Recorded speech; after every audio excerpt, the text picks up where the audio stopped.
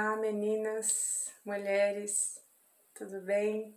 Meu nome é Ana Clara, tenho 32 anos, sou casada, tenho 2 filhos, sou filha também, sou irmã, cunhada, nora, prima, tudo aquilo que é possível.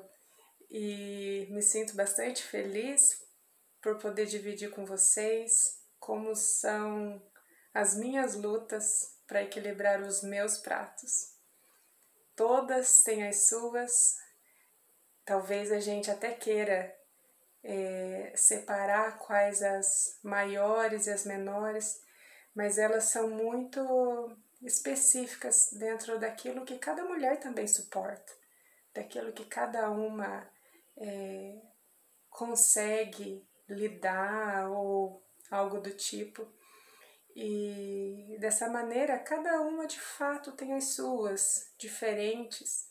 Algumas mulheres têm o prato do trabalho fora de casa, precisam equilibrar aquilo dentro de uma jornada dupla, tripla. Outras mulheres têm os filhos, outras têm os netos dentro de casa, tem aquele sentimento, aquela auto-obrigação de estar muito magra, da melhor forma possível. E assim cada uma tem as suas necessidades, algumas necessárias, outras a gente aceita pela sociedade, pelas amigas, outras a gente entende que de fato a gente quer aquilo e aquilo é necessário para nós. E a minha vida é assim também. Carrego alguns pratos que não deveria e carrego alguns que valem a pena, mas também continuo equilibrando.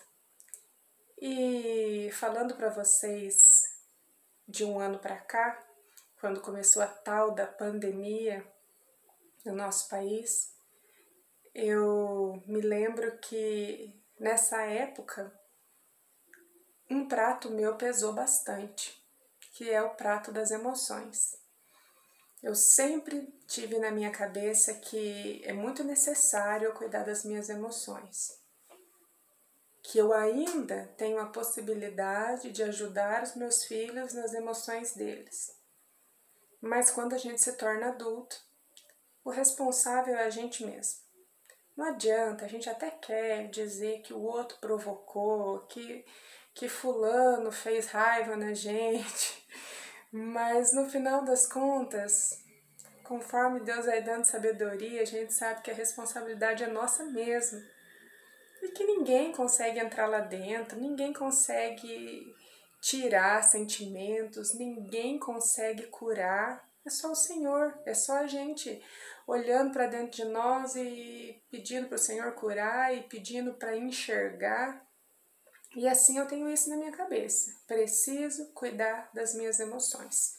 Tenho isso de uma maneira bem forte dentro de mim, sabe? Algo que eu diria que tá lá no começo da minha lista de necessidades.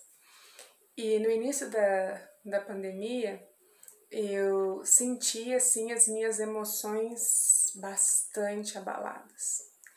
Aquela incerteza de que será que nós vamos morrer, que todos vão morrer e que vai ser gradativamente um atrás do outro e que vão sobrar só meia dúzia de pessoas no país.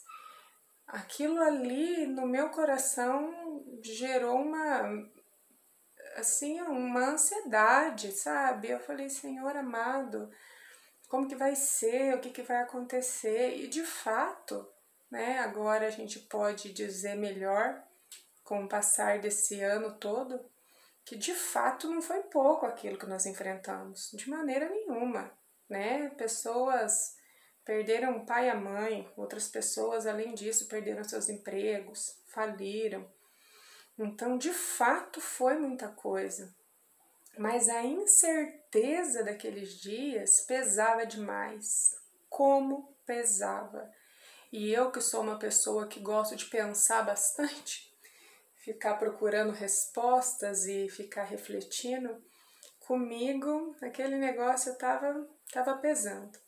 E aí eu lembro de que as pessoas começaram a lançar mão de versículos, né? Isso sempre acontece, lançar mão de versículos, de tirar textos fora do contexto, e eu lembro que as pessoas começaram a citar Êxodo capítulo 12, versículo 22 e 23, onde Moisés falava para os líderes de Israel pegar um cordeiro, passar na porta da casa, e dessa maneira a praga não entraria.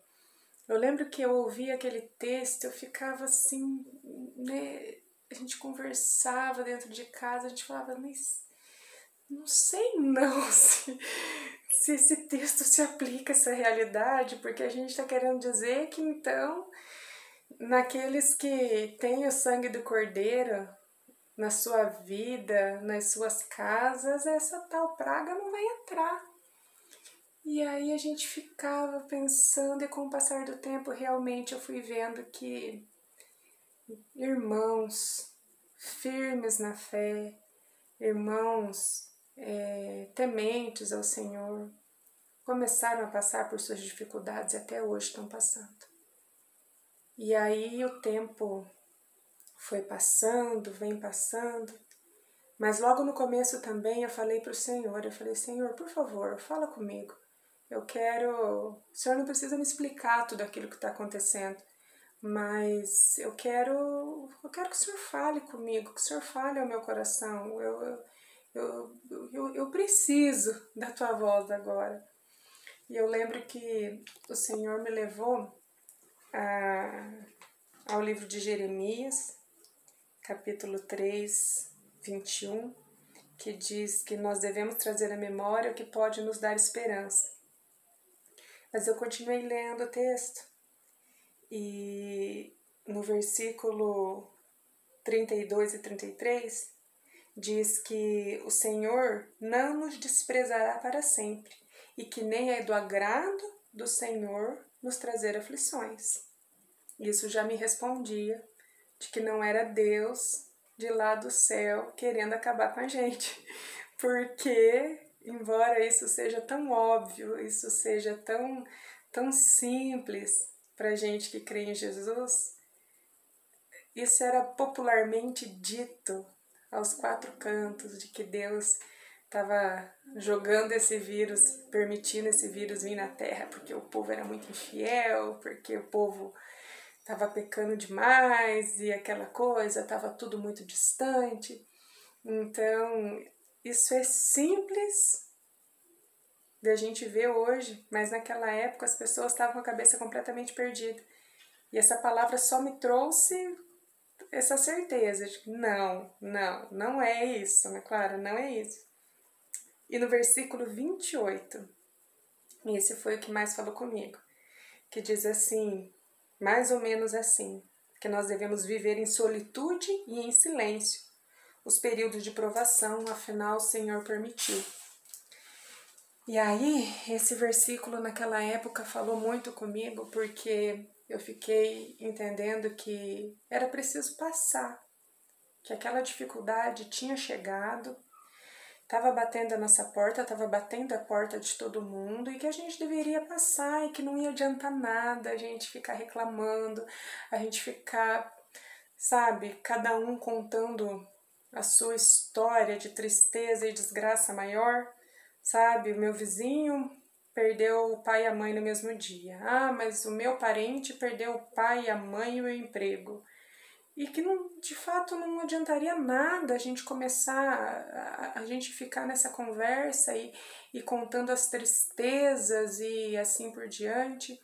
E que eu deveria aquietar meu coração, aquietar em silêncio, passar por aquilo, dentro daquilo que eu tinha que enfrentar, não que mas as pessoas que perderam alguém tenham que ficar em silêncio, nem sequer chorar ou procurar um consolo, ou que cada um nas suas dificuldades emocionais não devam procurar um tratamento terapêutico ou procurar o pastor, a pastora para conversar. Não é isso que a palavra está querendo dizer, mas quer dizer exatamente no sentido de se queixar, ficar se queixando constantemente. E essa palavra me trouxe essa verdade de que de fato não nos acrescenta. E os dias passaram, sim, em alguns momentos a gente dá aquela esquecidinha, mas em momento nenhum eu fiquei assim, sabe, reclamando. Eu me sentia cansada, me sentia às vezes estressada diante das coisas que mudaram. Às vezes, eu lembro logo no começo, assim, minha filha começava a estudar de manhã, terminava à noite, eu me sentia exausta com isso, porque eu sempre estava ali do lado dela, não saía do lado dela enquanto ela estava estudando. Então, por mais que eu me sentisse assim, o Senhor me ajudou a não ficar murmurando, o Senhor me ajudou a não ficar reclamando, me queixando. E com o passar do tempo, hoje, o que eu vejo o Espírito Santo trabalhando na minha vida é que o Senhor gerou em mim uma profunda gratidão. Gratidão. Além do Senhor ter me ajudado a não reclamar, não que eu fosse tão reclamona assim, mas é que é tão natural, não é verdade? É tão natural ficar falando, ai, tô cansada, ai, não aguento mais. Ai, né? É tão natural, não é nem que você tá ali de fato se queixando, lambendo as suas feridas, mas são essas expressões, né? Ai, não aguento mais, que saem da boca da gente com tanta naturalidade. Da minha também. E é por isso que eu tô dividindo isso. E com o passar do tempo, como eu falei, digo mais a respeito de hoje, dos últimos dias. O Senhor gerou no meu coração uma profunda gratidão. Uma profunda gratidão. Eu sempre ouvi, e eu tenho certeza que vocês também, que nós devemos ser gratas pela vida, por andar, se temos família, se temos emprego, comida. Mas agora eu vejo isso com muita clareza. Como eu agradeço ao Senhor quando eu sento na comida, perdão, quando eu sento na mesa e vejo ali a minha comida. Eu agradeço ao Senhor, independente dela ser requentada ou fresquinha. Como eu agradeço a Deus quando eu vejo os meus filhos fazendo bagunça. Às vezes eu fico, meu pai, vou ter que arrumar isso tudo. Mas eu agradeço porque eles estão ali, eles têm saúde. Como eu agradeço ao Senhor pelo ar. A gente sempre disse isso, mas agora isso é tão real. Poder respirar é tão real. E o fato do Senhor ter trabalhado isso no meu coração e ter me ajudado a me abrir para esse trabalhar, porque Ele também não nos força a sermos trabalhados por Ele. Mas o fato de eu ter me aberto nessa área da gratidão tem aliviado todos os outros pratos. Eu ainda preciso carregar, mas olhar para todos os outros pratos com gratidão alivia bastante. Olhar para o emprego com gratidão alivia. Olhar para o casamento com gratidão alivia. Olhar para o exercício físico com gratidão pela oportunidade, pelo bem que ele nos traz, alivia. Olhar para os filhos, para a igreja com gratidão, nos alivia muito. E o que eu quero dividir com vocês é exatamente isso, um pedacinho dos meus dias, do ano passado para cá, e onde o Senhor, pela graça, me ajudou a chegar nessa gratidão tão verdade na minha vida hoje. Deixo um beijo para vocês, agradeço essa oportunidade e até mais.